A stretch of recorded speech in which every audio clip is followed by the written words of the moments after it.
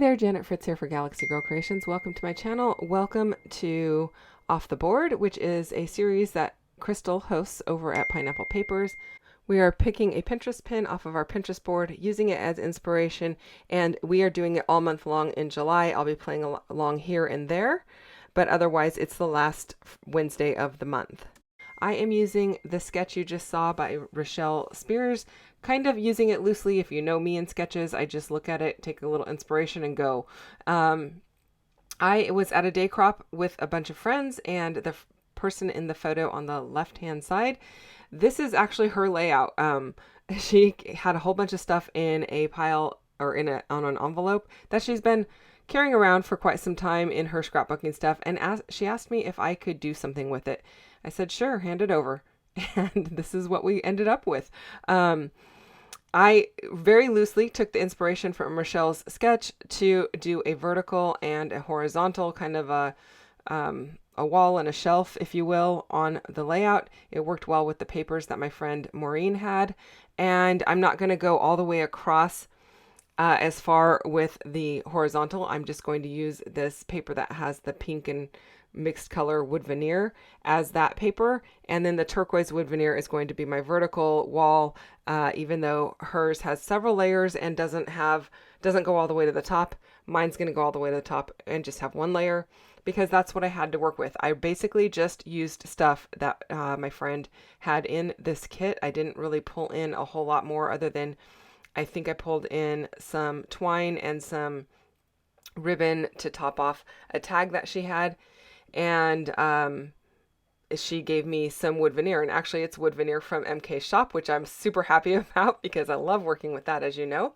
And so I'll be showing you that as well in just a few moments here. She had this little stack of tags. I'm going to use one of those, but I'm not sure which one at this point. I did decide, because her kit was not very embellishment heavy, and if you know me, you know I love to embellish. So I went ahead and just fussy cut out some embellishments that I thought would work on her layout. And it's kind of funny because I remember giving her this sheet of paper, probably pre-COVID, I'm not even sure, but she's been carrying it around in her bag with a lot of her scrapbooking stuff for quite a while. So I don't know, maybe it wasn't pre-COVID, but it was a very long time ago, because I haven't had this collection in my stash for ages. But it matches so well, the way that she's got it kitted up. It was really easy to go ahead and put this together, and that is why this video is super short, you guys. There's not a whole lot to it, but I love the way that it turns out. She really loved it as well. It's a different style of scrapbooking than what she normally does, but she loves the style. And you know, every time we're together, you know, I show her new and different techniques and whatnot. She does a lot of Leah France style. If you're familiar with Leah France, it's very different. It's where you use it's a stencil, but you're not putting stencil product through it. You're using the stencil to mark out where your photos go, and then cutting your photos to make a collage of sorts. So that's the style that she normally goes towards, and so she's always happy to get a little something different into her album. So she did have to reprint the photo because it's been carried around so long. The original photo had a bend in it and whatnot. The other people are her husband in the red shirt, and then my friend Anne, our friend Anne, with the dark hair, and Anne's husband. And they live out of state, so this was a trip they took to go and see them.